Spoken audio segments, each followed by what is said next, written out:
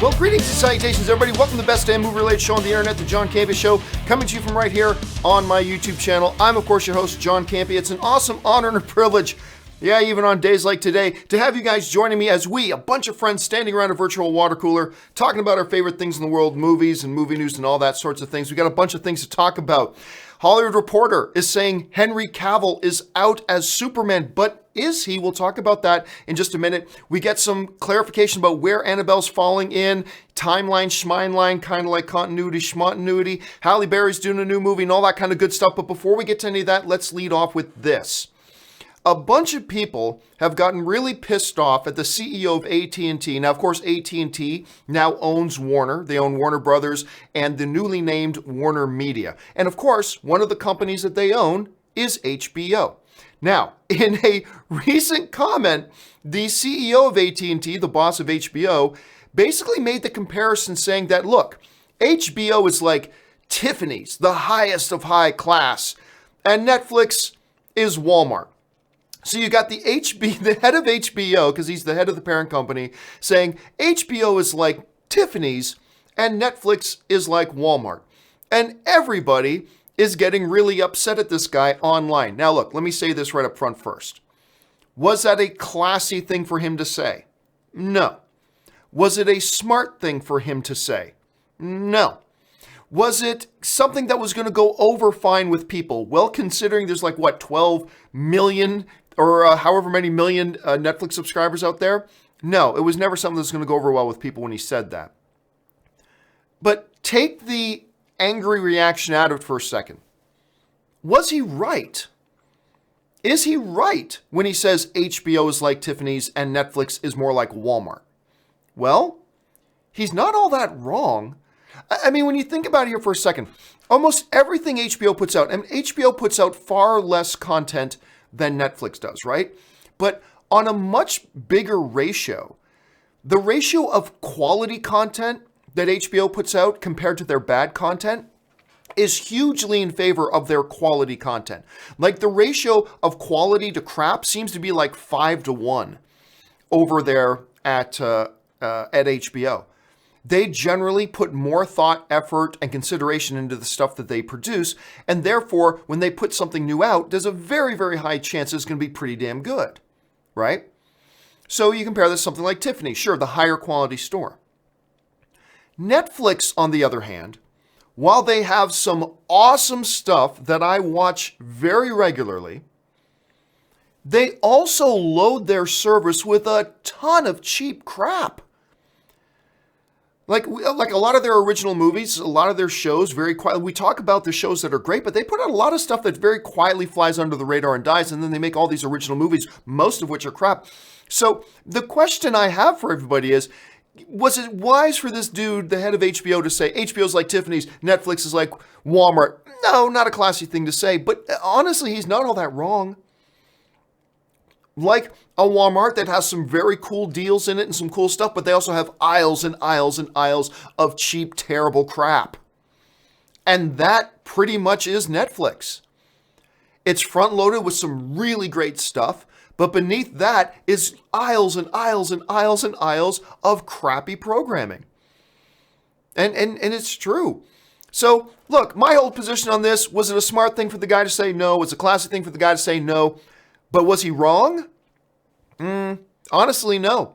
And I love me my Netflix. I love Netflix, but honestly, I don't think the guy was wrong when he said that. All right, let's move on to this other off-the-top topic here. Talking a little bit about the whole Conjuring universe. You know, I often say, with the X-Men universe, in the X-Men universe, you are left with what I always constantly refer to as their logo, their theme, if you will, their motto, I should say, for the X-Men universe and X-Men movies is continuity, schmontinuity. Those movies have never been in continuity. They're never consistent with each other, and they don't care because the movies still work, right? Well, with Conjuring, you can kind of apply the same kind of theory, except instead of continuity, schmontinuity, it's timeline, schmineline. They don't really care. Conjuring 1 happens here, Conjuring 2 happens there, Annabelle happens here, Annabelle 2 happens here, The Nun happens over here, and blah, blah, blah. Anyway, they've been talking about their upcoming Annabelle 3 project. And the director of the project just came out and gave a little bit of insight as to where and how this Annabelle 3 is going to fall into the main timeline. And what he basically said was this, was that Annabelle 3 will happen after Annabelle 1, but before Annabelle 2. So it's going to happen in that window between Annabelle 1 and Annabelle 2 is where Annabelle 3 is going to fall. Now look, I am mixed on the Annabelle franchise. Like the overall Conjuring franchise, I'm a fan of. It's a little bit hit and miss. Annabelle is 1 and 1. The first Annabelle film, in my opinion, was horrible. The second Annabelle film, Annabelle Creation, I thought was fantastic. I thought it was great. So it's intriguing. So I'm looking forward to seeing what they do with Annabelle 3. I wasn't a big fan of The Nun, unfortunately, and I was looking forward to that. But it's going to be interesting to see. But again, the whole timeline playing here, never try to keep track of it. It's kind of pointless. Okay, with that out of the way, let's get to what is clearly the biggest story of the day. Warner Brothers and their DC universe. It's fair to say, even if you're a big DC fan, I think it is fair to say that Warner Brothers and their DCEU films have been in a bit of disarray. I think that's a fair thing to say. Even I like the movies they've made. But you can't argue that it's at least fair to say that their cinematic universe has been in a little bit of disarray. Announcing 20 films that then get wiped off the board. We're doing this, we're doing that. All the Ben Affleck drama. Now we've got Henry Cavill drama. Because according to the Hollywood Reporter, they're saying Henry Cavill is out. Henry Cavill, in my opinion, the best Superman we've ever had, is out as Warner Brothers continues to shake up their DC universe. Now, let's go right to their Warner Brothers or the Hollywood Reporter's story on this. Here's what the Hollywood Reporter had to say. They said the following. Furthermore, Warner's isn't likely to make a solo Superman film for at least several years, according to another source.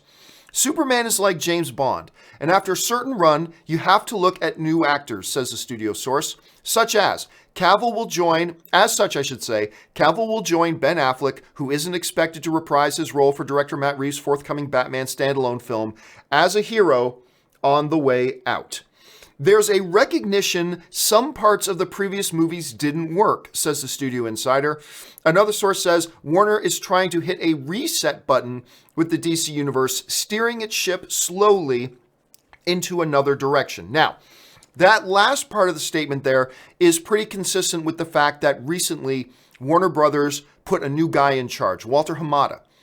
He's now the guy in charge of the DCEU, and he's always kind of stated that he was going to be taking things in a slightly different direction. Now, it's going to take us, I've told you guys, it's going to take us as an audience years to really see how this change of direction is going to affect the overall scope of the DCEU. So that, and part of that may be the Henry Cavill situation. I will tell you this, there is more to this story than even the Hollywood Reporter is reporting. That's all I'm going to say, but there's more to this than just what the Hollywood Reporter is talking about. Now, another interesting thing in the Hollywood Reporter story is the fact that one of the Warner Brothers insiders is saying this has partly to do with a new emphasis on Supergirl. They're developing a teenage Supergirl franchise, and Superman doesn't fit into that. So there's that. So you're combining a whole bunch of things. You're getting the fact that it looked like Warner Brothers wasn't planning on doing another Superman movie for years. They're turning their focus on to other characters like a teenage Supergirl, like Aquaman, Flash, the other characters that they've had in there. And this could just be an overall part of an evolution of the direction they're going. And look, let's be fair to Warner Brothers here. They have been in disarray. A new guy coming in has to do something to change the directions. They say the definition of insanity is continuing to do the same thing over and over and expecting different results. We can't expect Warner Brothers to be insane. We can't expect Warner Brothers to just go, oh, let's just keep doing what we're doing with our DCEU and suddenly magically expect them to get different results.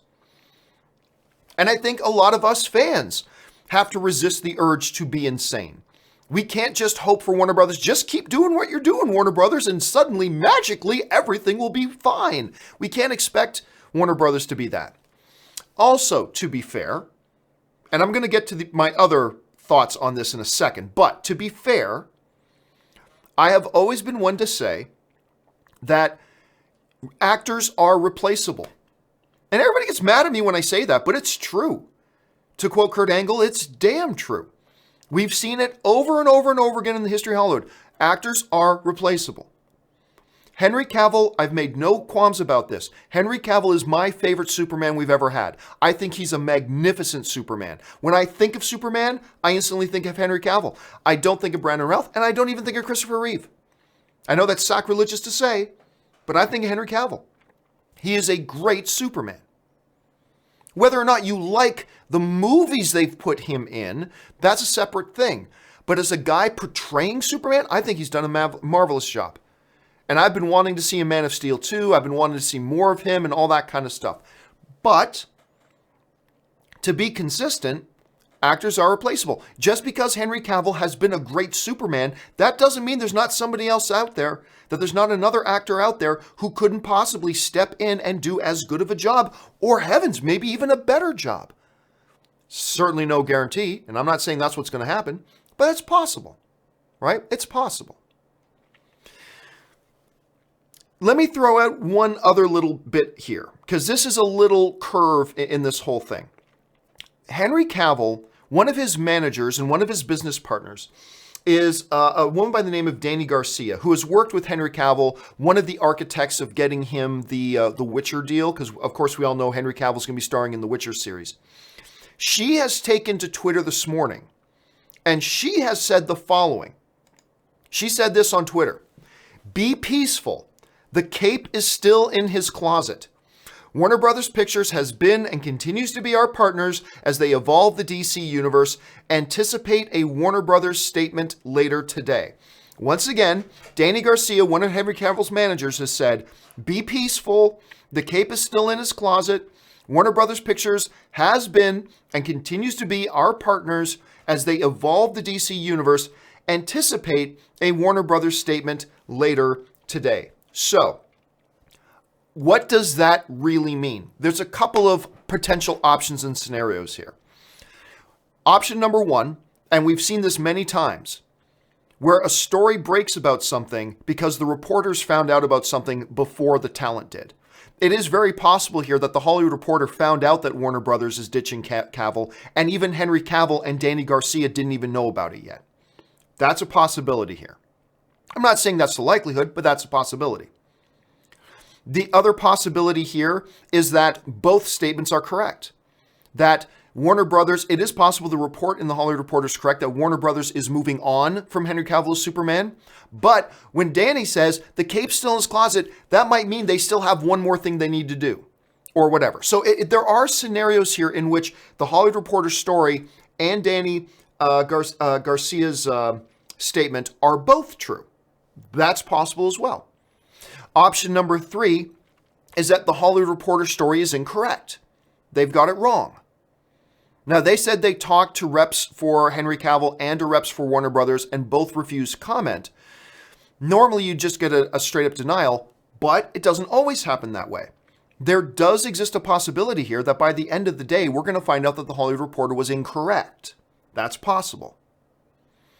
So there's several different options here that of how this could play out. So let's keep all of that in mind. Let's move on the assumption for a moment that, as is usually the case, that the Hollywood Reporter story is true. And they very rarely get it wrong. This isn't the John Campea show. This isn't some random blog. This is the Hollywood Reporter, okay?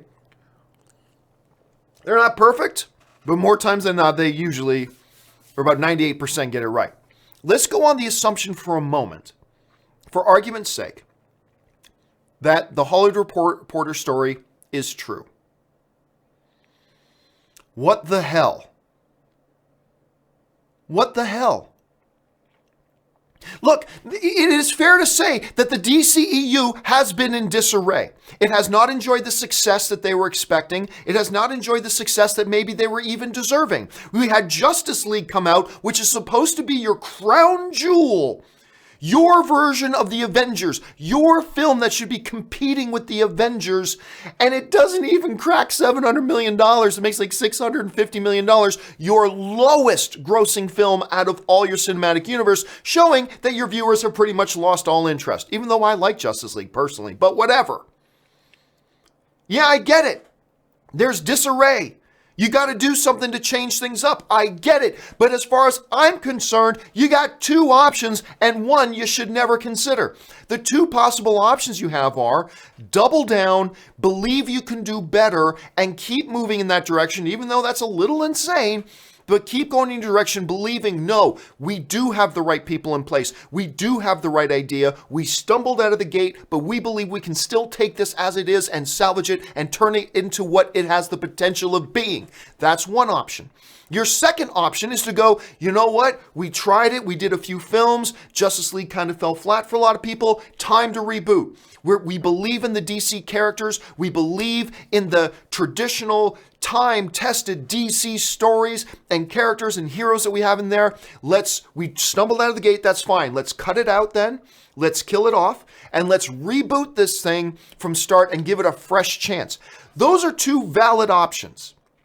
I have always advocated for the option of rebooting, but clearly they're not doing that at this point. So you just double down your bets and to think, no, we can do this better. Oh, okay, fine. If you want to try that, it's a little insane, but fine. It is an option. The one option I believe that you should not consider, the one thing you should never take into consideration is, let's just limp along and die off like leaves falling out of a tree until there's nothing there but a dead skeleton of a tree. You already lost Ben Affleck, who was a great Batman. Now it looks like, if the Hollywood Reporter story is true, now it looks like you're losing Henry Cavill, who was a great Superman. This is like trying to keep Nirvana going after the death of Kurt Cobain. That's what this particular philosophy seems to be. Kurt Cobain died. Oh, the main songwriter, our main singer, we left this, and this. Well, let's just keep going anyway. Yeah, how'd that work out?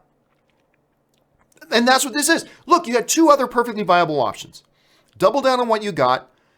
That includes Affleck. I mean, that fell apart for other reasons, but follow me here. That means Affleck. That means Henry Cavill. That means Gal Gadot. Even if I'm not a fan of Gal Gadot as an actress, you got her there. Double down on that. Double down on the characters you created. You got Aquaman coming. You got Shazam coming. Dude, go. That's one valid option, even if it's a little insane. The other valid option, reboot, start fresh. We've got this incredible gallery of incredible superheroes with decades and decades and decades of incredible stories that we can tell. We came out of the gate wrong. Let's start over again. Two valid approaches. And it looks like they're opting for door number 3. Let's lose our fingers and our limbs, and we can. What's the old biblical disease? Leprosy. Okay, so the body is sick. We got leprosy. No, let's just keep going like everything's fine. Or you know what? Jeff Goldblum in the Grindelwald, right? Jeff Goldblum in The Fly. Just keep going. Oh, look, my ear fell off. Oh, whatever. Let's keep going. Oh, look, my teeth are falling out. Oh, it's fine. It's fine. Let's just keep going. Oh, my dick fell off. My dick fell off. Well, let's just keep going and going and going. That seems to be the option they seem to be taking here, which is unbelievable. Just unbelievable. Look, secure these people or reboot. This whole thing of trying to keep the band going after Kurt Cobain dies is not going to work for you. It's not going to work for you. Now, again, let's temper all of that.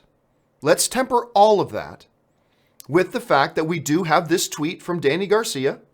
So let's keep that in mind. Let's see what plays out later today. So even though I, who have been known to get upset at certain things in movie news, even I am saying, okay, this looks bad. It does look bad. It is bad. But let's take a breath for a minute. Let's wait to see what comes out later today. Because Danny Garcia is saying, hey, Cape's still in the closet. She says Warner Brothers has a statement coming out today. Okay, let's sit here and wait. Let's sit here and wait and see what comes out. And maybe Warner Brothers comes out and says, no, you know what? It was we did have our talks with Henry Cavill break down, but last week we ran into each other again, we talked again, and we've secured him for our Superman for years to come. Maybe that's the case. Or maybe not. I mean, I don't know. But it's interesting to see how this goes. I'm seeing a lot of people in the live chat board and on Twitter and stuff like that saying, that's it, I'm done with DC. Again, I am as an individual film fan, I am completely lost as to what the hell is your direction here.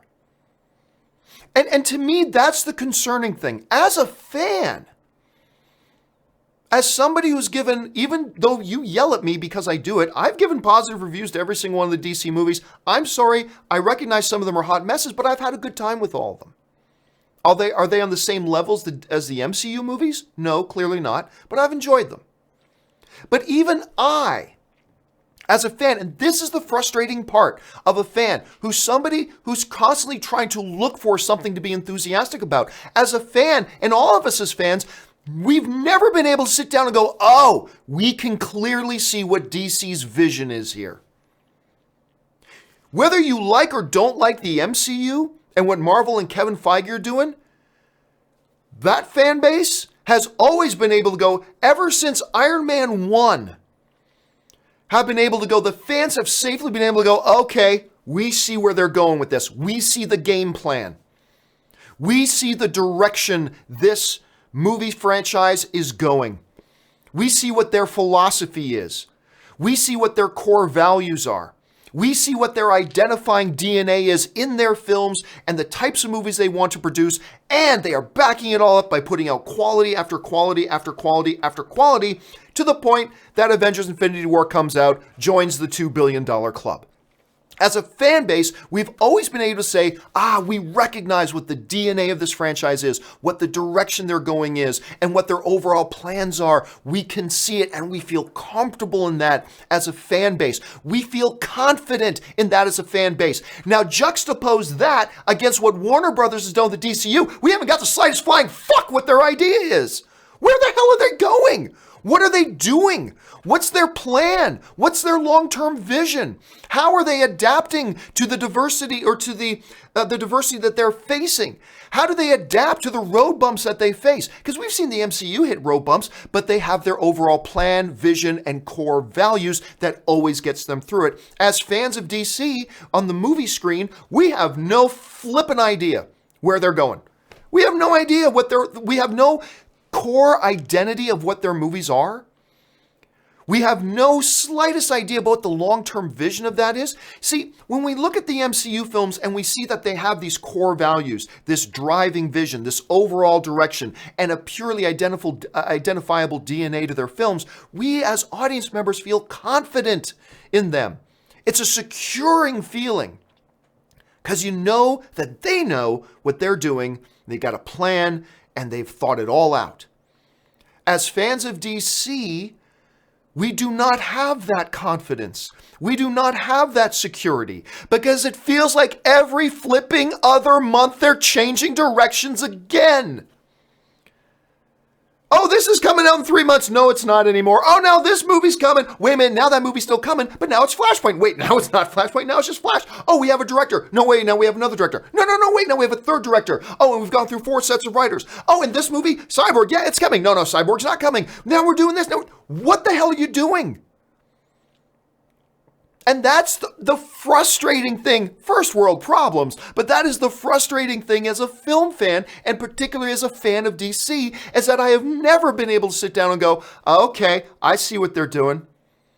We have never been able to go, we know what their core identity is in their films. No, and then when we go through the Ben Affleck drama, and now we're going through Henry Cavill drama, and then we go through the director's drama, and the writer's drama, and the announced films that then get canceled drama, and again and again and again, now these guys are in charge. Now Ben Affleck is a big producer over there. Now Jeff Johns is the big thing over there. No, now he's gone. Now there's Walter Hamada. I feel like this team goes through more leadership changes than the Cleveland Browns go through quarterbacks.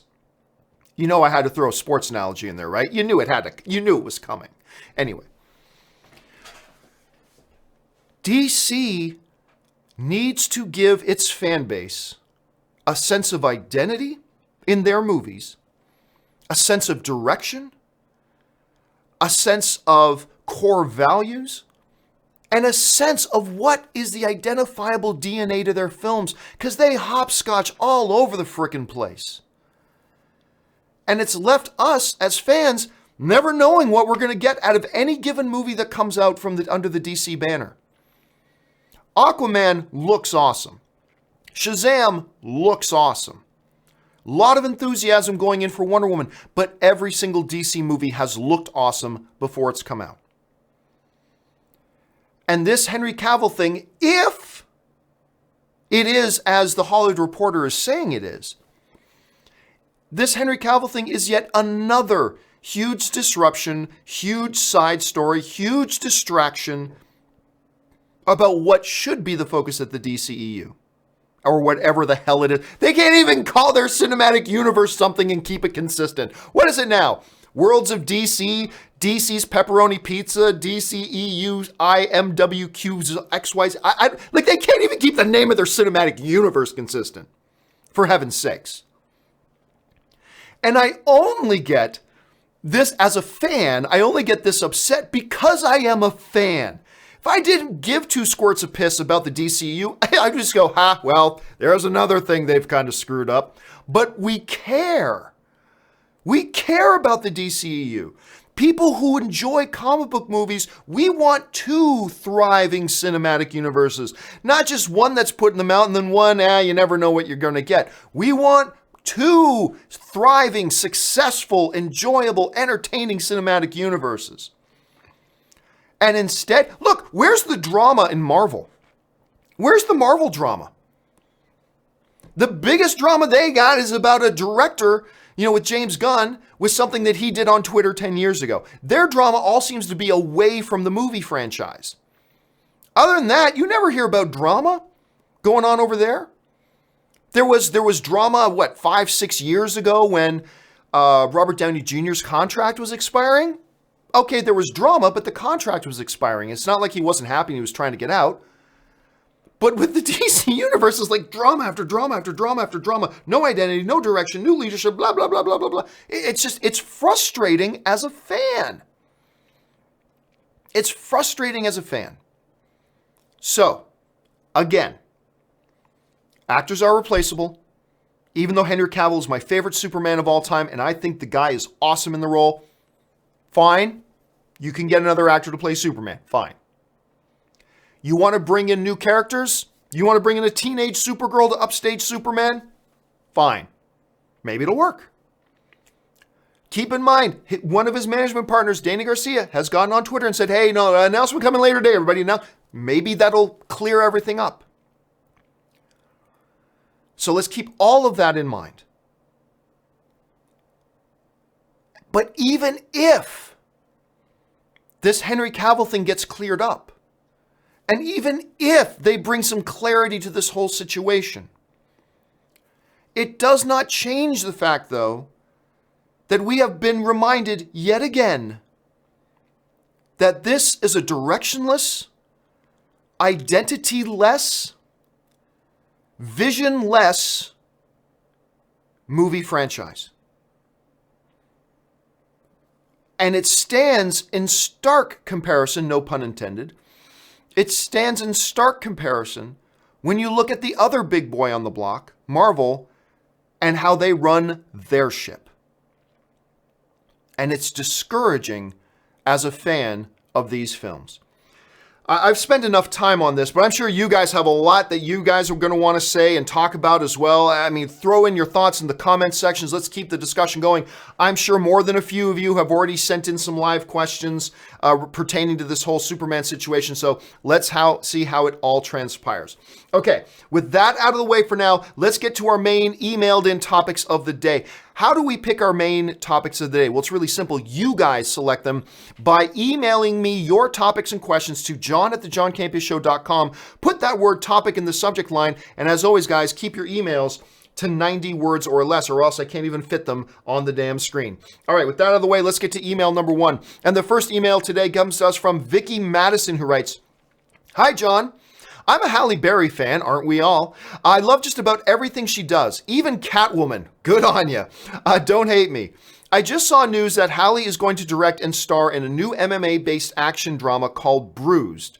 I was wondering, since you love MMA so much, if you'd be willing to give Halle Berry another chance with this one. Love the show. All right, thanks a lot for the question, Vicky. And yes, news just came out that Halle Berry is about to have her directorial debut. She is going to both direct and star in an MMA film called Bruised. Now, this is what we know about Bruised so far. This is the synopsis of the film.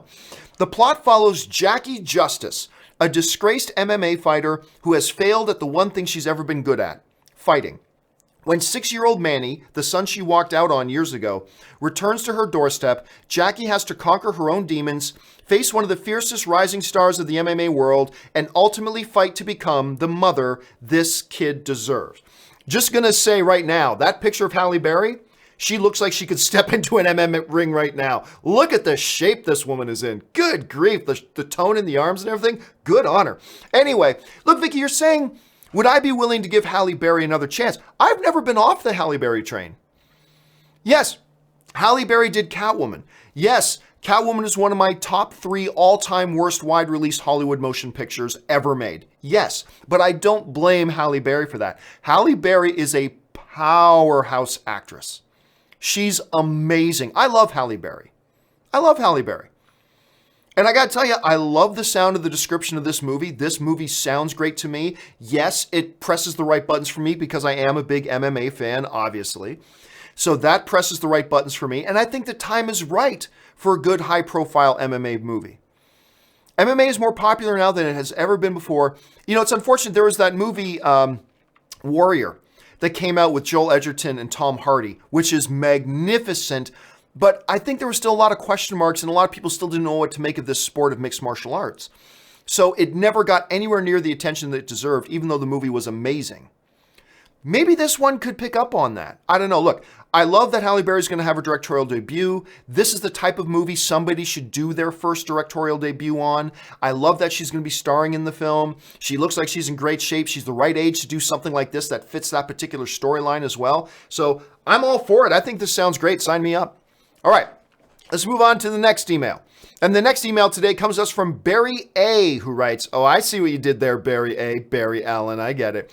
Like you, I didn't love season 4 of The Flash, but I'm still a big fan of the show, and I actually love the way the season ended with his daughter Nora showing up. Did you see the new poster for season 5 with the two of them on it together? Do you think season 5 can recover from the disappointment of season 4? All right, thanks a lot for the question, Barry. And yes, one of the shows I love watching on TV is The Flash. I love The Flash. Although, I'll be the first guy to tell you, I was disappointed in The Flash season 4. I did not like that season. I thought it was a step down. And not just disappointing, I didn't think it was very good. But one of the interesting things they had been setting up ever since the Crisis on Earth X crossover storyline was this girl, this mystery girl, Nora, who we now know, because of the season finale, is actually Barry and Iris's daughter from the future. So the CW put out their first official poster for season 5, and you see Barry running alongside of his daughter. So that's intriguing. And one other interesting thing I should point out here too is that CW also put out an official picture from season 5. And here's why it's interesting. This is the official picture from season 5 that just came out. Why is this picture interesting? Because that is the Flash suit from season 1. That is the Flash suit from season 1. Notice the lightning bolt emblem? Ever since season 1, the background on the lightning bolt has been a white circle. Back in season 1, it was a red. So it kind of suggests that we may be getting some more time travel. Maybe Barry from season 1 is going to show up in season 5. Or maybe season 5, Barry and Nora go back to season 1 and see themselves. But we see a lot more time travel going on. The bottom question, though, is this. Can season 5 redeem season 4? Yes, it can. Will it? That's a totally separate question, but it can. Look, I didn't like season 4, but I really like seasons 1, 2, and 3. So to me, they're batting, 75% or 750. They're batting 750. That's a good average. If I had to put my money on it, will season 5 be better than season 4? I'll say yes. I believe the next one will redeem season 4. I believe it'll be better. And I'm very curious to see, they did a great job setting up the whole daughter thing. They really did a good job setting it all up, and now I'm very curious to see how they follow that up in season 5. So I'm thinking and I'm expecting good things. All right, let's move on to the next email. The next email comes to us from James Shelley, who writes, can Crimes of Grindelwald help reestablish Johnny Depp as the A-lister he used to be? All right, thanks a lot for the question, James. And of course, we've got the new Fantastic Beasts and Where to Find Them. The Crimes of Grindelwald is coming out. One of the bigger issues of some controversy going around is there have been a lot of people who weren't happy with the casting of Johnny Depp. As a film fan, strictly as a film fan, I think it's a good casting. The dude's a great actor when he wants to be. And we've seen him play these types of roles before to some degree of success. I like the casting. I like what I've seen from him in the trailers. I loved what he did at Comic-Con, coming out on stage as Grindelwald at Comic-Con. That was gutsy, kind of reminiscent of Tom Hiddleston coming out on stage at Comic-Con as Loki. So a little derivative of that, but it worked, and it was really good. Johnny Depp used to be one of the most respected actors in the business. Obviously, in recent years, that has fallen off. So the question, could his performance in Crimes of Grindelwald elevate him again to that true A-list status, really establishing him as one of the premier performers in the business today? I'm going to say no. And I'm not saying no because I don't think he's going to be good in Crimes of Grindelwald. Not at all. I think there's a very good chance he will be very good in Crimes of Grindelwald. But this is not the kind of role that would elevate a performer to that level. What I'm suggesting is that it's not that his performance won't be good enough to elevate him. It's that it's the kind of role, it's a supporting role in a film of a type of character. We've seen Johnny Depp do lots of put on huge amounts of makeup and play some weird character. We've seen him do that many times, oftentimes very good, but many times nonetheless. So really, could a movie like this and a role like this in particular really elevate him that much? I don't think so. I don't think the role will do that. Now, it could help reestablish him a little bit. It could make people go, oh yeah, Johnny Depp's really good. And that could help him out, yes. But is this one movie going to be the one that shoots him right back up there? I just don't think it's the type of role that facilitates that happening, even though I believe he could very well bring a dynamic performance. All right, let's move on to the fourth email today. And the fourth email today comes to us from Angry Irish Benjamin, who writes, hey John, love the show. Thanks so much, Angry. Ryan Gosling recently said he'd be willing to be in a Batman movie if it was directed by the dude who made La La Land and First Man. It's an interesting notion, even if it's unlikely to happen anytime soon. All right, so you guys might have noticed last night a bunch of headlines started shooting around that Ryan Gosling leaves door open to playing Batman, and Ryan Gosling lays out the conditions in which he played Batman. Here's what happened.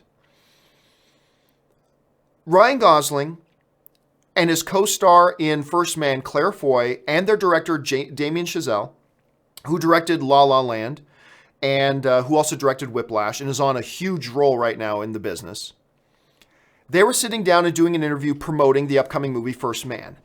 I believe it was with Variety. Anyway, the reporter asked Ryan Gosling straight up, would you ever consider playing a superhero like Batman?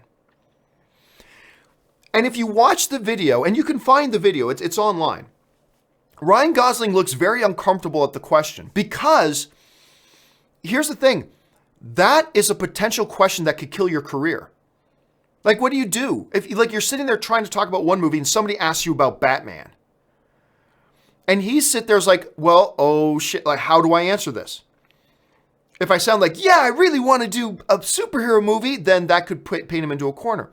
If he goes, nah, I'm not really interested in that, then you risk pissing off the legions of comic book movie fans. How do you answer that question? He wasn't prepared for it. And quite frankly, it was an unfair question to ask him. You're supposed to be there talking about, First Man. Let me, side note here. When I used to run AMC, one of the rules I had for myself and for anybody that we sent to go cover press junkets. And eventually I just pulled the plug on press junkets because nobody really cares about them. Anyway, I had a rule for myself and any of our other reporters that we sent to go cover press junkets. And our rule was this. The studio is trying to promote their new movie. They were kind enough to invite us to go and be a part of the press junket day to ask them some questions. Only ask them questions as it pertains to this movie. Do not go digging for scoops. I hate that. I hate that. Honestly, it makes me cringe when I see like press junket interviews, and everybody does it. And I don't blame them. I'm just saying, for me personally, it really rubs the wrong way against my personal sensibilities. I'm not saying it's evil. I'm not saying it's definitively wrong. I'm just saying it really rubs me the wrong way with my sensibilities. But it does drive me nuts when I see other outlets sitting down at a press junket for movie X and then immediately launching into questions about anything other than movie X, digging for scoops. How can we get scoops out of this? Tell me about Batman, Ryan Gosling, when you're supposed to be there talking about First Man. To me, it's rude. And it smacks of desperation. But everybody does it. And again, I'm not saying it's objectively wrong. I'm not saying it's evil. Everybody does it. I'm just saying, for me and my own, as a film fan, my own sensible personal abilities, it just seems rude and inappropriate. But anyway, that's me. So I didn't like the fact that the reporter even asked Ryan Gosling the question, and he was clearly uncomfortable with the question and clearly thrown off guard. So what did Ryan Gosling say in response to it, though? He gave a perfect answer. He said, it would depend on Damien. He turns to Damien Chazelle, the director. You want to do that one? Now that I'd like to see. Damien Chazelle, Batman. I want to see. That I want to see, he says. So some people are saying, Ryan Gosling says he'll do a Batman movie if Damien Chazelle directs it. Well, really what it was a very diplomatic way for Ryan Gosling to deflect the question. And I thought he handled it very well. Because he was put in an uncomfortable situation. He was not definitively saying, watch the video, you'll see exactly how he answers it. He was not saying, yes, I will do Batman if Damien Chazelle directs it. No, he was deflecting the question. And he did it very diplomatically, and I thought he handled himself very well. But again, I thought he was put in an unfortunate situation by an inappropriate question. But that's just my opinion. All right, final email of the day. And the final email today comes to us from Julian Everett, who writes, I'm looking forward to seeing Predator.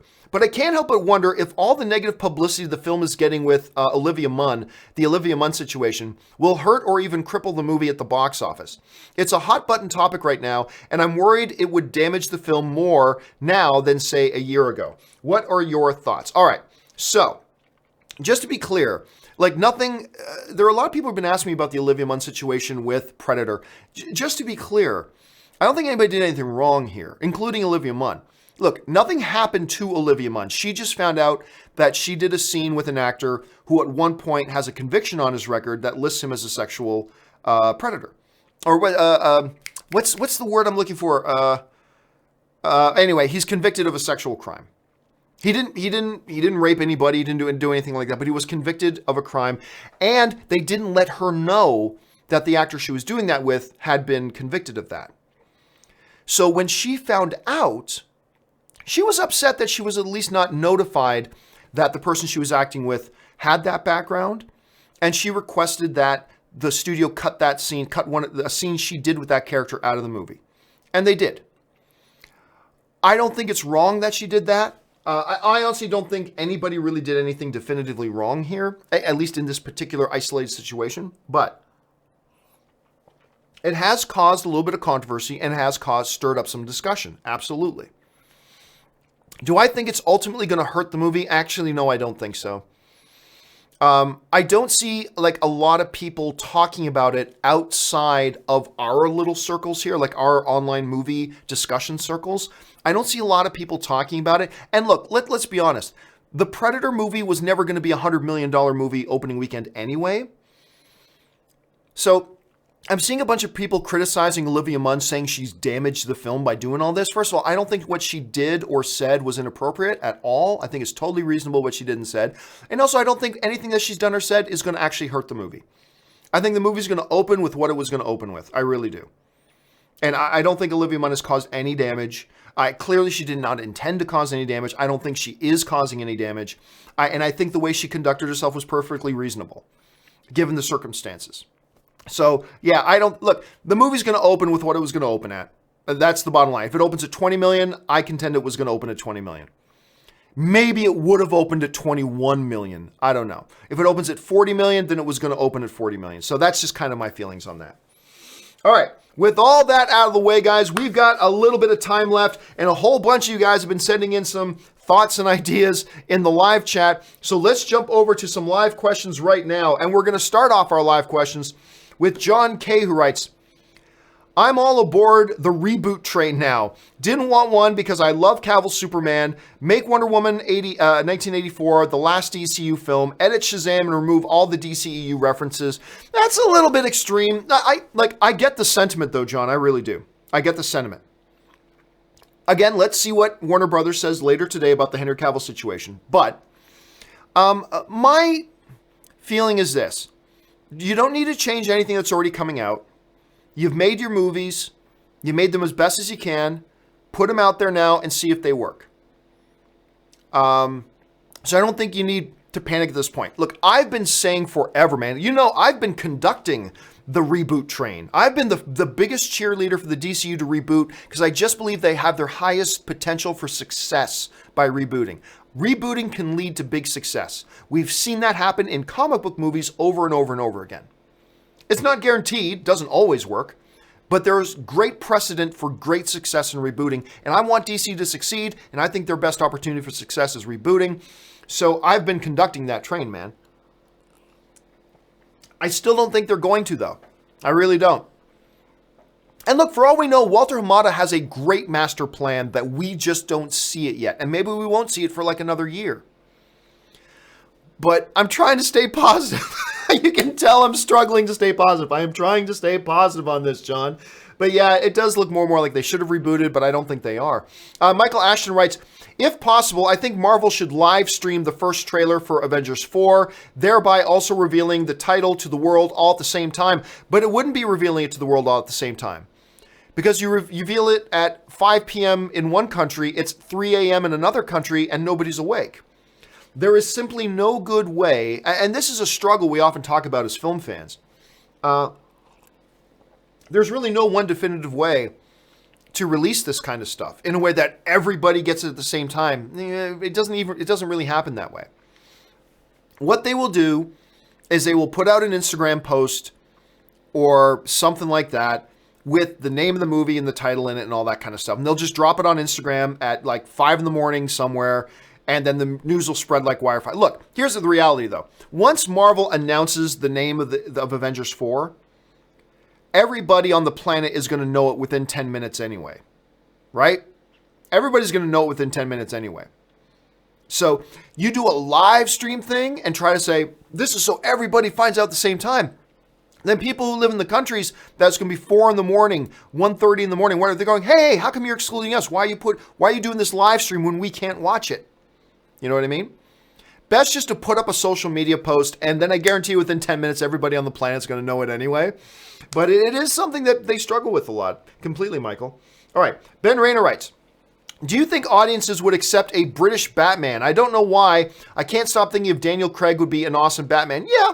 I mean, look, one of the core essential elements of who Batman is that he is a child of Gotham City. So the character can't be British. You can't do that. The character's got to be American. It is a core, like whether he has brown hair, black hair, purple hair, blue eyes, 6'4", 5'10", white, black, whatever, none of that's important.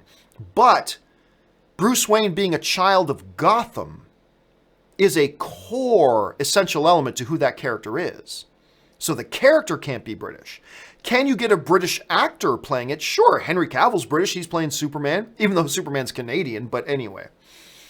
So yeah, you could totally do that. Daniel Craig, not so much. Look, Daniel Craig is awesome, but he's 50. You don't start a new Batman when they're 50, right? They already tried pushing it with Ben Affleck, starting Ben Affleck as Batman when he was 45, and that was pushing it. I loved it, but that was pushing it. Starting a new Batman at 50? That seems like a little bit much. So am I okay with a British actor playing the character? Yes, as long as they play it as an American character, because that's a core essential element to who he is. And so I'm open to a British actor, but probably not Daniel Craig, even though I'm a huge Daniel Craig fan.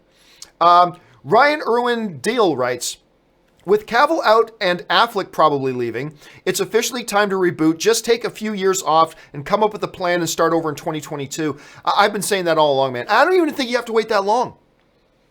I honestly thought if they had announced 6 months ago that we are rebooting the DCEU, they could have been up and running again in 2020. I really do. I really believe they could have done that. Hulk and Spider-Man have shown us you don't have to wait that long in between rebooting a character. You really don't have to wait all that long. And I think they could have done it. I really do. I really think they could have done that. But it doesn't, unfortunately, it doesn't look like that's what they're doing, but we'll have to wait and see. Apple was my idea. I like that username. Warner Brothers have no direction. How are they supposed to instill confidence in actors who are expected to play these roles for a decade when they have no plan? Well, I will say this. In Warner Brothers' defense, it's not Warner Brothers' job to instill a sense of confidence in the actors. The actors are supposed to be professional. They're getting paid to do a gig. They should come in and do it to their best of their ability every single time. It's not up to the studio to give the actors a sense of confidence. It's up to the actors to bring their best every day, no matter what, because they're getting paid to do a job. They need to be professional. But it's the rest of us, Apple was my idea, those of us who are just fans. They're not doing anything to instill confidence in us. Constantly showing that they're wavering, they have no idea where they're going, they have no set direction, no set identity, no core values. And we see other people doing it, but so that's the hard part to me, Apple. Ben Hayusa writes, now I have lost faith in DC at this point. Never been more disappointed of someone leaving a role than Henry Cavill leaving Superman. In my opinion, it made his career. Henry Cavill was already a working actor. He was great in The Tudors. If you guys never watched Tudors, he was awesome in that. And he was already hotly being sought after. Everybody knows he came in second place just behind Daniel Craig to play James Bond. It was close. It came down to this unknown actor that most of us never heard of, Henry Cavill or Daniel Craig, and they gave it to Daniel Craig. But Henry Cavill was this close to being Bond. And by the way, he might be our next Bond. So let's keep that in mind too. But it was clearly a defining moment, and he is my favorite Superman we've ever had. And if he is leaving, I will lament that greatly. Ben Hayusa writes, follows it up with, I saw The Greatest Showman last night for the first time. Wow, this movie shows why Hugh Jackman is one of my favorite actors in the world. Do more musical stars. Hugh Jackman might be, I contend that Hugh Jackman is the world's greatest overall entertainer. I think he is overall the world's greatest entertainer. He can sing. Amazing. He can dance. He can do Broadway. He can do comedy. He can do drama. He can do musicals. He can be Wolverine. He can do it all. And that's why I contend, I truly believe Hugh Jackman is the overall world's greatest entertainer. I'm not saying he's the greatest actor in the world. He's a great actor, but overall, as an overall entertainer, I don't think anybody brings the complete package to the table like Hugh Jackman does. Undecided on Dinner writes, on the topic of Jeffrey Owens, I actually worked in a kitchen with a rapper who had a #1 album on Billboard 200. He still came into work that week. He took a leave of absence, and when it came time for him to go on tour, he was nominated for a Grammy, then returned to work a few weeks after the award show. That's an awesome story. I love hearing stories like that. I do. I love hearing stories. We often hear about that some people win a lottery and say, this isn't going to change me. And they still go to work at the car factory.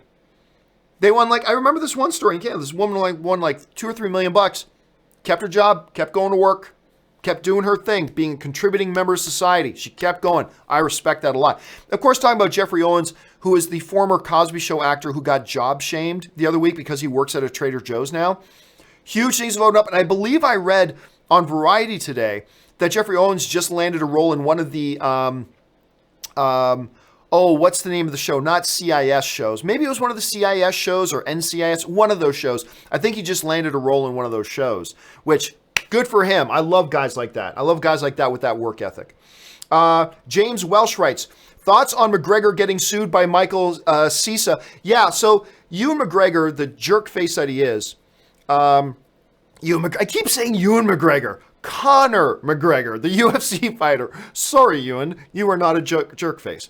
Conor McGregor, of course, he grabbed this dolly, this big, huge metal dolly, threw it through a bus window, and this UFC fighter was on the bus who was supposed to fight in like 2 days, and glass flew in his face, cut him up. He had to drop out of his fight. He was in hospital, all that kind of stuff. The UFC didn't have the balls to even fine Conor McGregor. They never even fined him, let alone suspended him. Which, I love the UFC. That is the most disgusting thing they have ever done or failed to do. They didn't even suspend him for a day for doing that. Anyway, he's going to get sued by the fighter that he cut, and rightfully so. I hope this guy takes him for every dime he's worth. I really do. I hope Conor McGregor gets sued for every dime he's worth, and I hope he loses it all. He'll be fine. He still gets to fight and make more money later, but I hope every bit of that money he made off that joke of a Floyd Mayweather fight, I hope every dime he made off of all that stuff, I hope he loses it all. I hope he loses every single red penny. I really do. Let's see. Zakaria Ibrahim writes, hey, John, you mentioned several months ago that you heard some bad news about the DCEU. I knew this was going to come up. Which you would share if the news broke out. Did it have anything to do with what the Hollywood Reporter reported? I'm not going to say anything right now. I'm not going to say. I might have dropped a hint earlier, but I'm not going to say anything right now. Tasteful writes, for Supergirl, really? They're jobbing him again? Well, I mean, one of the things that the Hollywood Reporter story said is that one of the reasons that another Superman movie was being pushed off for at least several more years was because they wanted to turn their focus to a teenage Supergirl movie. But do notice that the story doesn't definitively say the reason Henry Cavill's going is because they're doing this Supergirl movie. They just kind of happen to mention that the two things were happening simultaneously. So there are a number of things here worth getting upset about, but I don't know that we should get upset about that. It's not necessarily a cause and effect kind of thing. Like, if Warner Brothers said, yeah, you know what, screw Superman, we're going to do Supergirl, a teenage Supergirl instead, then I'd get mad too, but there doesn't seem to be any direct cause and effect kind of language in there, so I'm not upset about that. And hey, look, if you want to try something different, try a teenage girl, Supergirl movie, yeah, hey, give it a shot. I'm all open to trying new ideas. Maybe it'll work. Maybe it'll be great. It can't be any worse than their Supergirl TV show. Alan Jensen writes, it was executive incompetence that killed Superman. Well, I mean, I don't know. It's hard to say. We don't know what goes on in there. I thought Man of Steel was magnificent. I liked the Superman Cavill gave us in Batman vs. Superman. I liked the Superman Cavill gave us in Justice League. So without really knowing all that much, I would hesitate to say this definitively is because of executive incompetence. We really don't know at this point, right? We don't know what's going on. Look, for all we know, Henry Cavill walked into their offices 6 months ago and said, I want $30 million a movie. And if you don't give me $30 million a movie, I'm walking. In which case, Warner Brothers would have to say, no, we're not giving you $30 million a movie. Of course they So for all we know, this is Henry Cavill's fault. I'm not saying it is. I love me some Henry Cavill. But all I'm saying is, honestly, we don't know whose fault this is. And we don't even have a full picture of what's going on yet. Let's wait till a little bit later. Remember, Danny Garcia put out that tweet saying, hey guys, Warner Brothers is going to put out a statement later. So let's, before we start ascribing blame for this particular situation, let's see how this all kind of turns out. Like I said, for all I know, even if he is leaving as Superman, maybe it's Cavill's fault. I don't know. I highly doubt it because Cavill's so great, but I mean, we'll have to wait and see. Ghostface 1999 writes, why would I be interested in Aquaman now? Well, I mean, hey, look, you know what? Fair question. But what does Aquaman... Let me play devil's advocate. What does Aquaman have to do with Superman? Honestly, Aquaman is a movie that has nothing to do with Superman, with actors who are not Henry Cavill, being directed by James Wan, is a standalone Aquaman movie. Right? I think as a film fan, Ghostface, it would be a mistake for us as film fans to say, oh, I'm going to hate that movie now because of what's happened with something completely unrelated, right? Aquaman may be magnificent. And look, James Wan's a great director. James Wan cranks out good, entertaining stuff. And I like Jason Momoa's Aquaman. So let's say this is a worst case scenario, that everything that the Hollywood Reporter is saying is true. Henry Cavill's out as Superman, blah, blah, blah. Warner Brothers is the king of spin. Remember when they had Ben Affleck come out on stage at Comic-Con last year saying, no, I'm still Batman, everybody. I'd get on my hands and knees and play an ape for Matt Reeves. I'm Batman. I'm Batman. It was all a lie. It was all PR spin. Warner Brothers are the kings of spinning PR. Lies, but fake PR to try to minimize damage. It is right out of their playbook. So let's see what they say a little bit later today. What I would urge my fellow film fans like yourself, Ghostface, my fellow film fan, is to let's not take out on James Wan's project when there's some garbage going on over here that has nothing to do with James Wan or Jason Momoa, right? So I'd say let's not taint Aquaman because of what's going on over here. That would be my caution. But I get it. I do. I get the emotion. I get the feeling. I really do. James Welsh writes, I don't want them to reboot because I really enjoyed Wonder Woman, but it's times like this that I wish she was in a separate universe. See, here's my response to when my fellow film fans say stuff like that. I don't want them to reboot because I like Henry Cavill as Superman. Or I don't want them to reboot this huge cinematic universe because I like the Wonder Woman movie.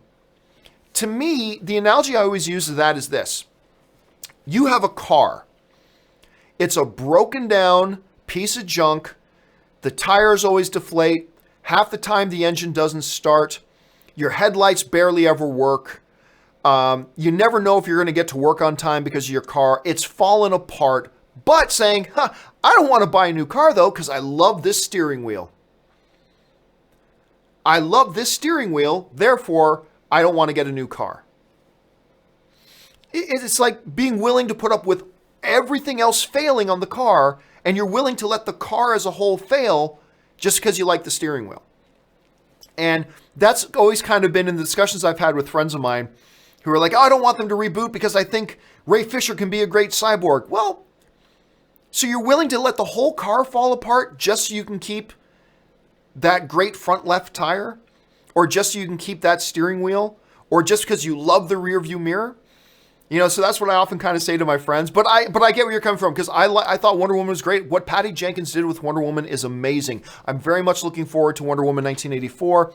We'll see where it goes. And look, whenever you reboot, that means there's good things that are going to be lost. But you reboot for the overall health of the franchise as a whole. And sometimes that means you got to sacrifice a couple of good elements. Look, Michael Chiklis was great as the Thing in the old Fantastic Four movies. Michael Chiklis was great as Ben Grimm. I loved him as Ben Grimm. Chris Evans was wonderful as Johnny Storm.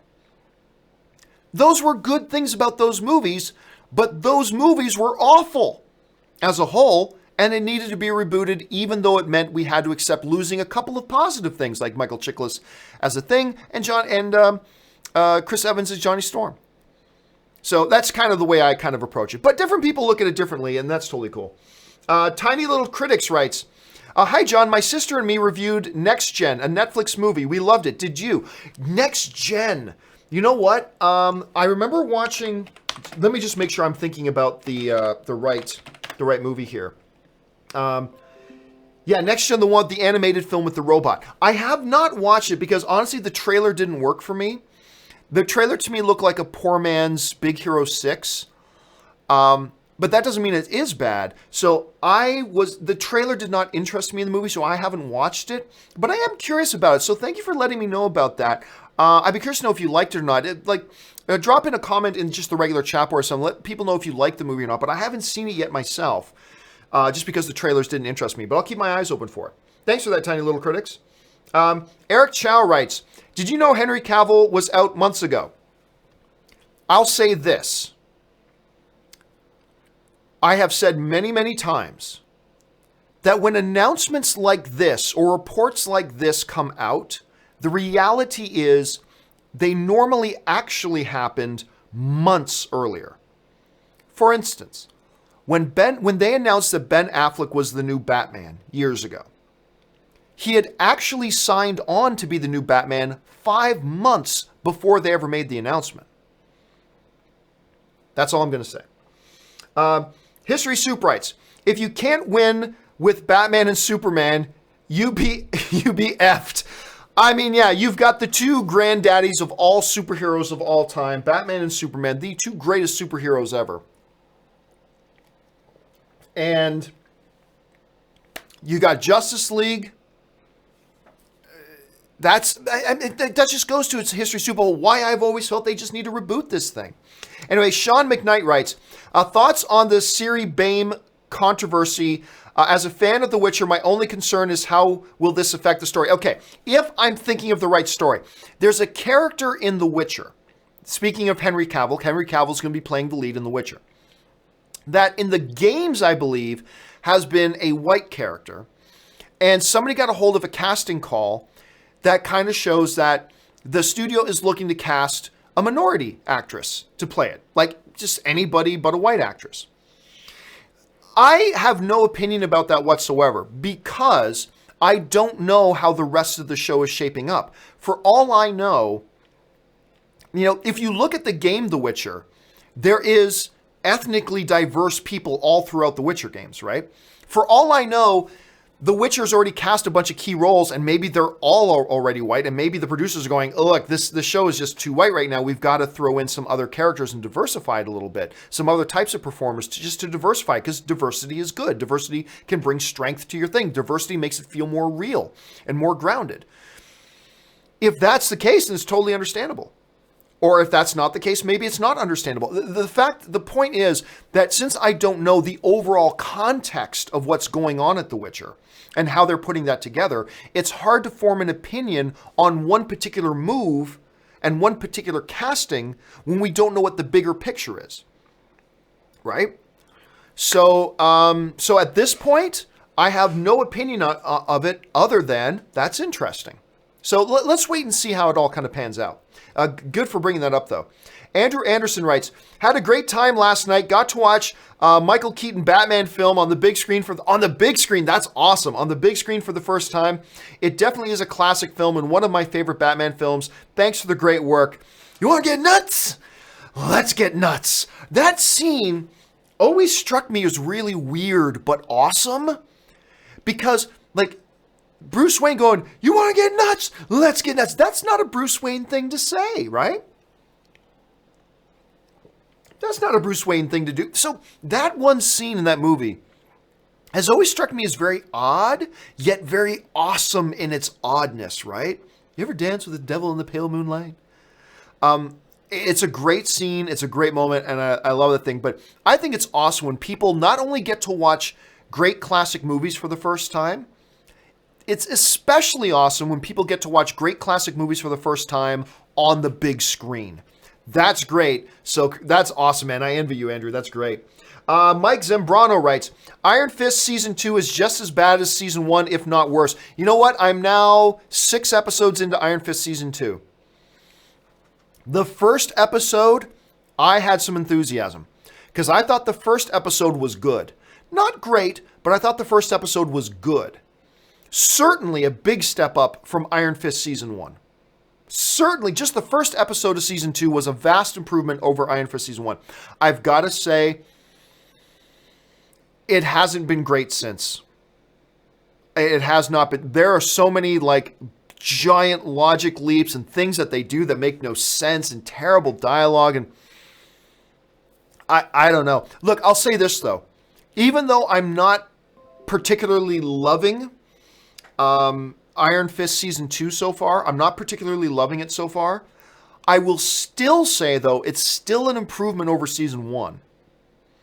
Even though I haven't been really big. Although I do like what they're doing with the Ward character, who was a little questionable in Season 1 and a dick in Season 1. I like what they're doing with the Ward character. And I gotta say, I like what they're doing with the relationship between Ward and his sister Joy. That, to me, is the most interesting thing they've done in this show so far. And I think that's been really cool. So while I am not loving Iron Fist Season 2, I will say it is a marked improvement over Season 1. And hey, it's like a sports analogy. All I can ask my favorite team to do is improve. Like, you finish in last place, I don't expect you to come out next year and win the Stanley Cup. I don't expect you to come out the next year and win the Super Bowl. Just show me you've improved. Just show me improvement. That's all I ask. And you know what? I think even though they haven't done great so far, I do think Iron Fist Season 2 is an improvement. All right, Sean McKnight writes, but I have heard that a few people are saying that Polish girls are in minority in Europe and said that they are auditioning for the role, or going back to the Witcher thing. I haven't heard that myself personally, but it is, I mean, it all depends on what their definition of minority is, right? Minority as far as your ethnicity, or minority as in visually a minority, like a visual minority. Like, I'm Italian, but I mean, visually, I'm just plain Caucasian. I could be Italian, I could be Russian, I could be Canadian, I could be American, I could be whatever, other Eastern European. But I believe it, like the thing that they're calling specifically for visual minorities, whether it's Black, Asian, whatever, is what I saw. So I hadn't heard that about the Polish. That's interesting. It's going to be interesting to see what their definition is going to be of minority. So we'll have to see how that all plays out. All right. Aaron Strelinsky writes, just saying the same guy played the president in Armageddon and The Rock. Michael Bay had a cinematic universe before it was the cool thing to do. And yes, that's true. That's actually a true thing there. There was an actor named Stanley Anderson, who I believe passed away earlier this year, who, you're right, Michael Bay had established a cinematic universe because he played the president in both The Rock and he played the president in Armageddon. And he's done some other things, like he was in a number of other notable things. And maybe it was 2 years ago or 3 years ago, but I believe he passed away earlier this year, which is why we remember. But you're right. That's a very good observation, Aaron. Michael Bay, the godfather of the shared cinematic universes. There you go. Good observation, Aaron. All right. Adam Douglas writes, higher ceiling, Channing Tatum or Zac Efron? Ooh. Because I believe, look, one of the things that I am known for and criticized for is my unwavering acknowledgement, not belief, acknowledgement that Zac Efron is a great actor. He's not always in the best things. He's been in some crappy movies. Well, yes, but when you get down to brass tacks, I believe Zac Efron's a great actor. Top 15 in the world? No, but a great actor nonetheless. When you watch him in certain films, particularly in Me and Orson Welles that he did with Claire Danes, unbelievable.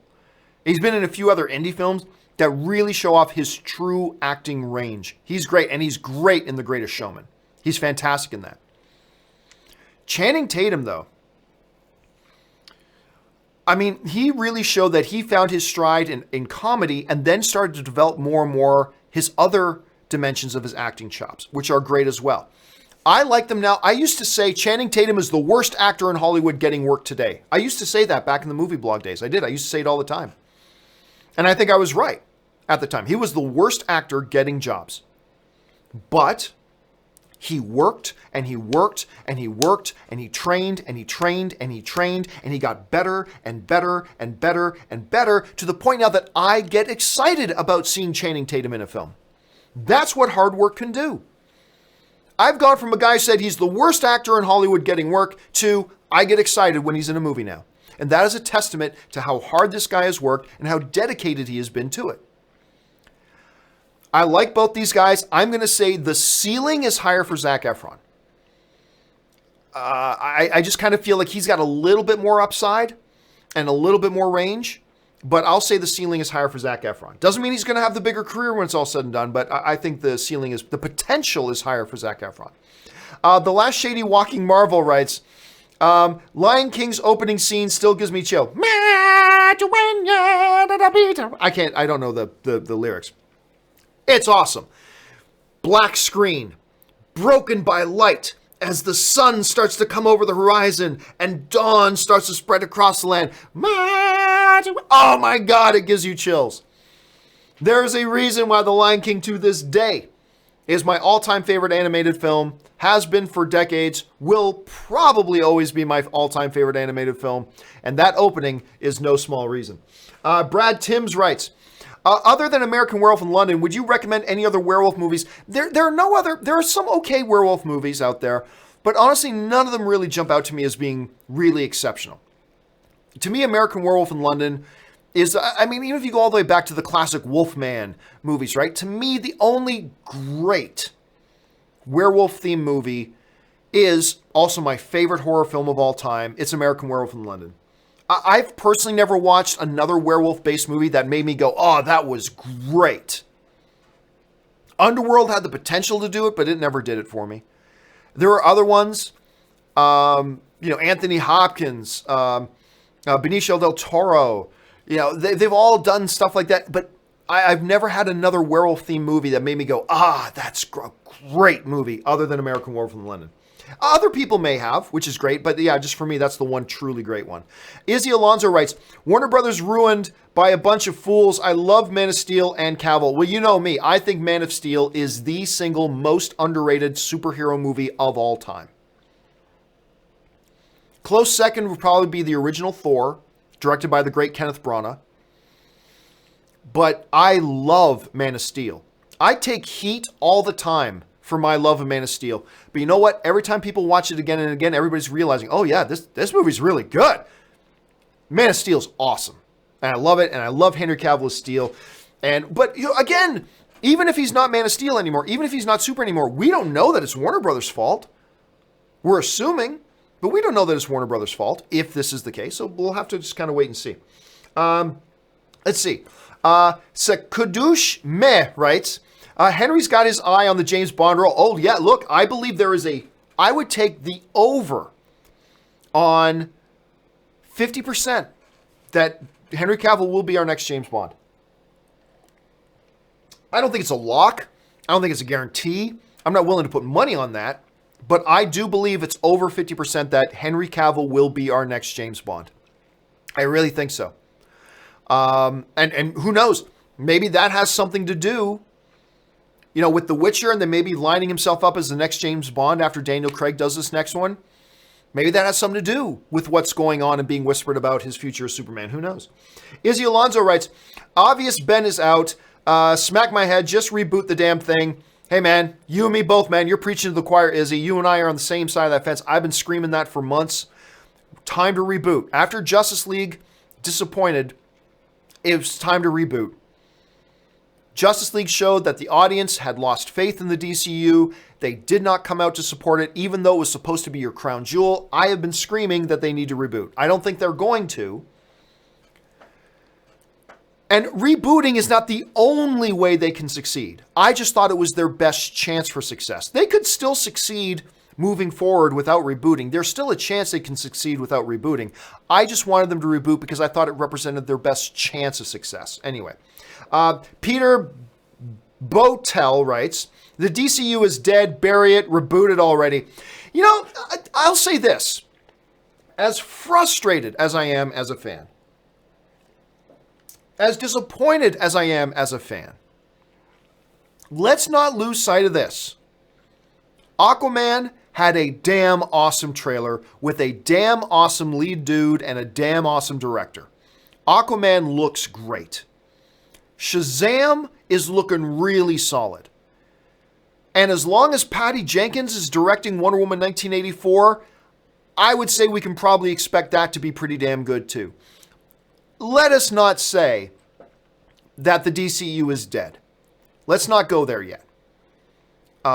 Let's see how... Look, if Aquaman comes out and disappointed and Shazam comes out and disappoints, then it doesn't matter what Wonder Woman does. Yeah, I'll agree with you. The DCU's dead. But as long as Aquaman's on, it's coming out and it's got James Wan directing it and it looks as good as it does, I ain't ready to say that yet. Maybe Aquaman's going to blow the doors off. Let's wait and see a little bit before we make that proclamation. Max Hughes writes, MCU should get Cavill for Captain Britain now. I've never been big on the idea of the MCU doing Captain Britain, but I have been hearing more and more whispers that they're looking at that. Not Henry Cavill as Captain Britain. And I think that's a little bit too on the nose to bring him over as Captain Britain.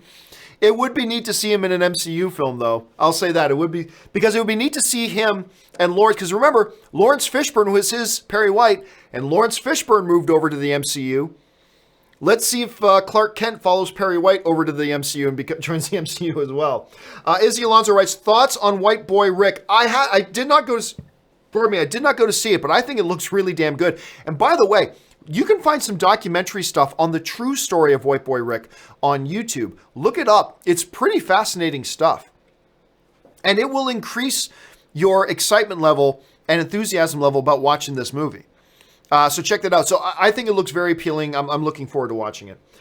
James Bonner writes, hi, John. I'm wondering if you've seen the trailer for the movie Unbroken Path to Redemption, and if so, what are your thoughts? I did see it.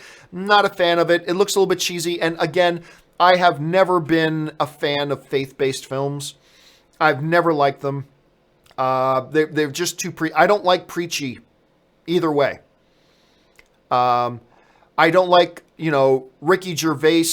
What was that one he did about the first lie? Whatever. That was basically a very atheism preachy movie. I don't like that preachy, and I don't like faith-based movie preachy.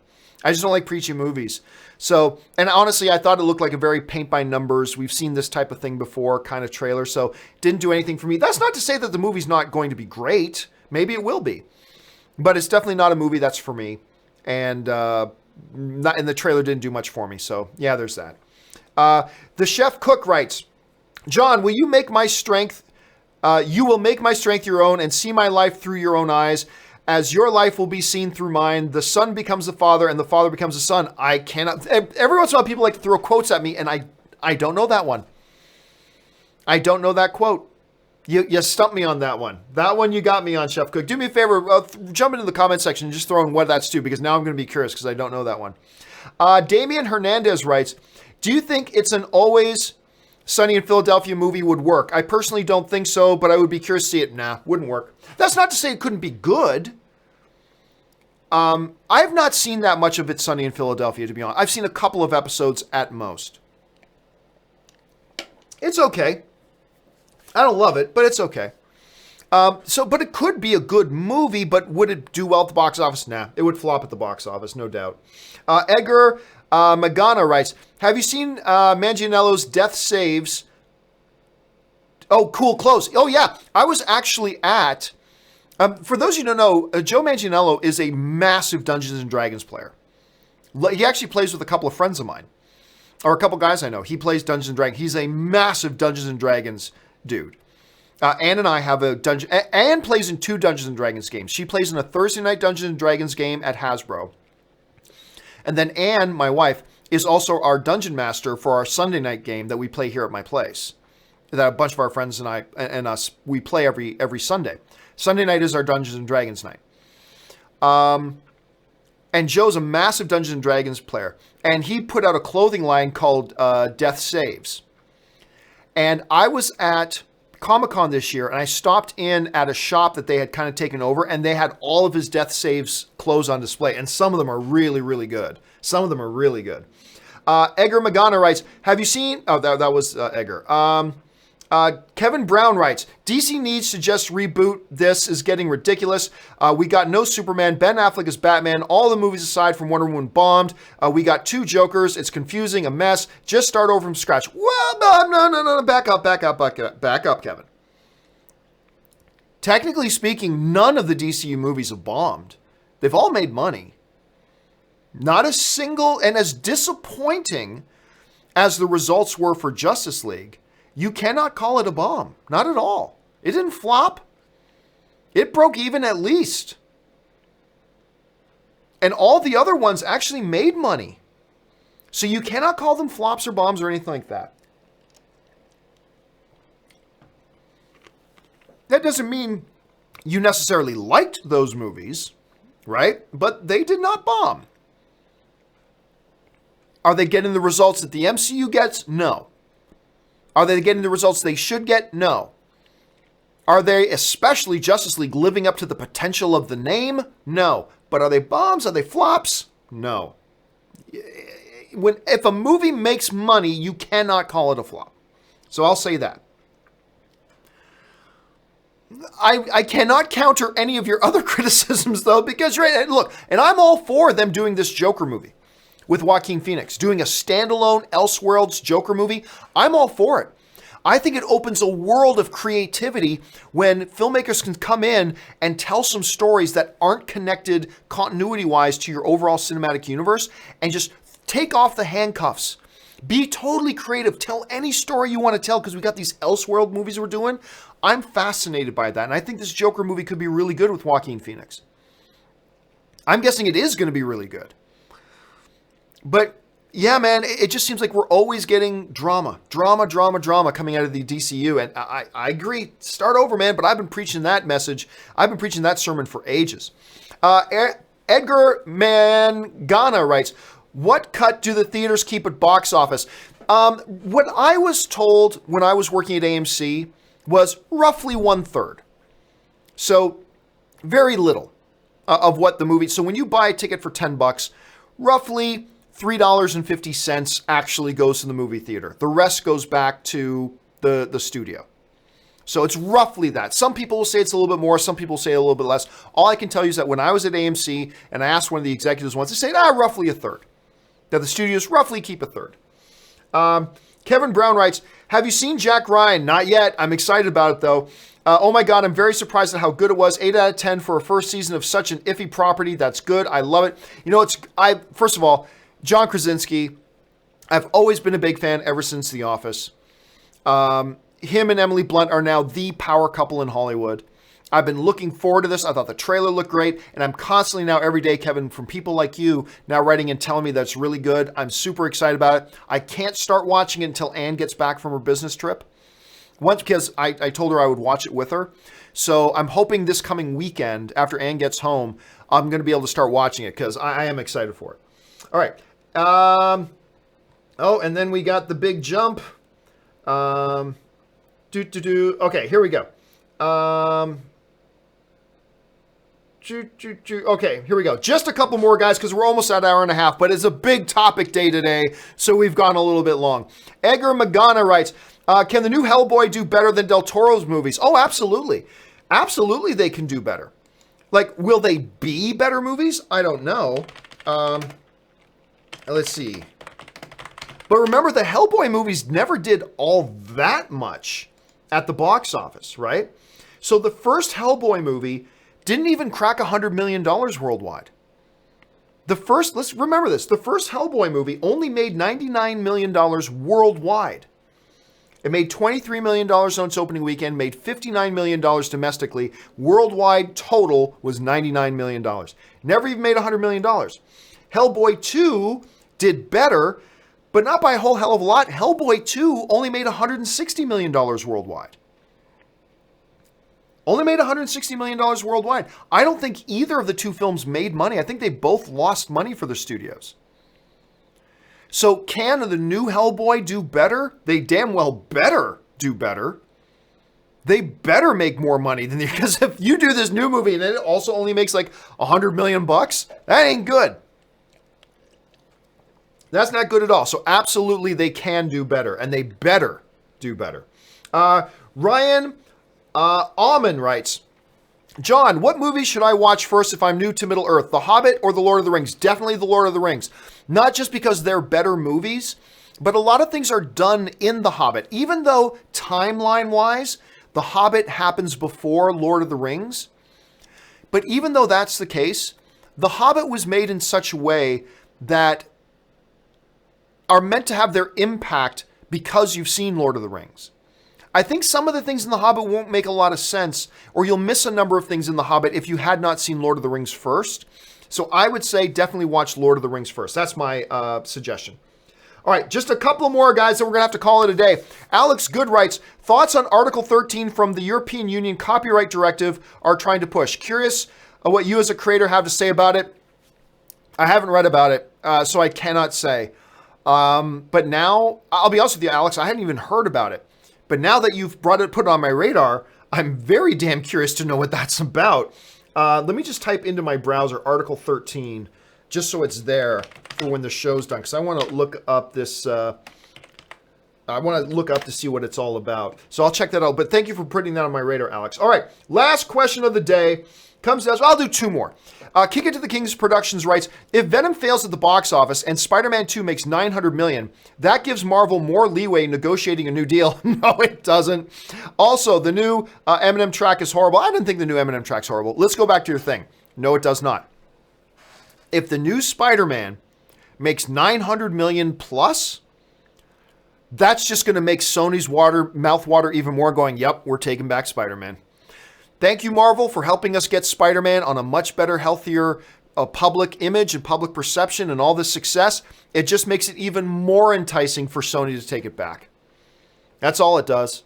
That's all it does. It makes it even more enticing for them to take it back. What Sony does not want to see is Far From Home to come out and make $200 million. Because then Sony's like, do we really want to take it back? Do we really want it? Makes 900 or joins the $1 billion club, it makes their mouths water. The people at Sony would be doing their villainous. I just gave you guys perfect fodder for an animated GIF, by the way. You're welcome.